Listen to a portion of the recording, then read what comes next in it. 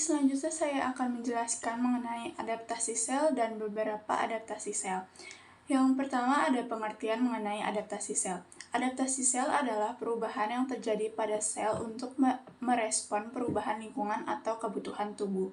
Adaptasi ini dapat bersifat reversibel, artinya sel dapat kembali ke bentuk aslinya jika kondisi yang memicu adaptasi tersebut hilang.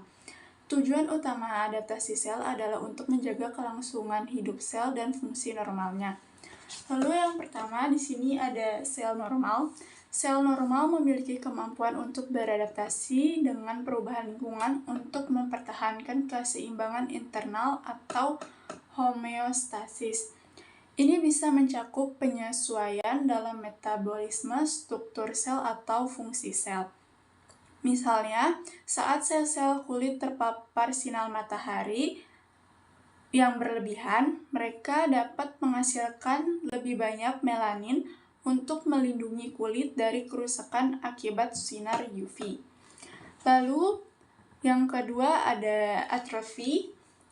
Atrofi terjadi ketika sel atau jaringan mengalami penurunan ukuran atau jumlah karena kurangnya stimulasi atau nutrisi yang cukup.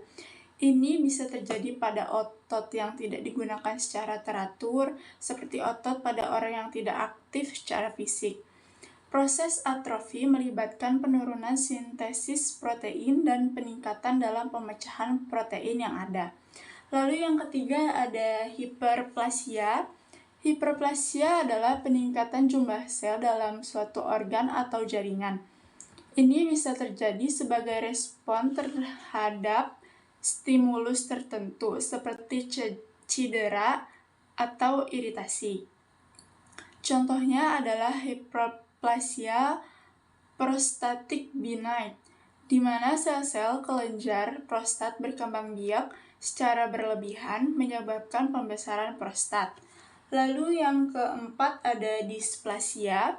Displasia adalah perubahan abnormal dalam struktur, ukuran, dan organisasi sel. Ini sering dianggap sebagai prakanker karena merupakan tahap awal dari perkembangan kanker. Sel-sel dalam jaringan yang mengalami displasia mungkin memiliki bentuk yang tidak normal, ukuran yang tidak seragam, dan memiliki nuklei yang lebih besar. Selanjutnya ada hipertrofi. Hipertrofi melibatkan penurunan ukuran sel tanpa peningkatan jumlah sel. Ini sering terjadi pada otot atau jaringan lain sebagai respon terhadap rangsangan tertentu, seperti latihan fisik yang intens atau peningkatan beban kerja. Peningkatan ukuran sel biasanya disertai dengan peningkatan dalam sintesis protein dan peningkatan volume organel sel. Lalu yang selanjutnya ada metaplasia. Metaplasia adalah perubahan jenis sel normal menjadi jenis sel yang berbeda. Ini dapat terjadi sebagai respon adaptif terhadap iritasi atau stres kronik, di mana sel-sel normal dalam jaringan mengalami diferensiasi menjadi tipe sel yang lebih tahan terhadap kerusakan atau stres tersebut. Misalnya pada perokok berat, sel-sel epitel mukosa paru-paru dapat mengalami metaplasia menjadi sel squamosa untuk melindungi paru-paru dari paparan asap rokok. Lalu yang selanjutnya, yang terakhir ada neoplasia.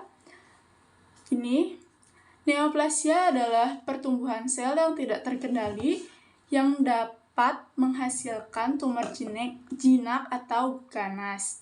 Ini disebabkan oleh mutasi genetik yang mengganggu kontrol normal atas proliferasi dan diferensiasi sel.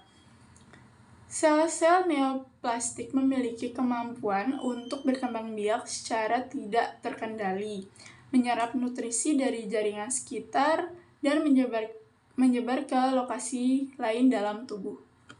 Baik, sekian dari penjelasan dari saya. Wassalamualaikum warahmatullahi wabarakatuh.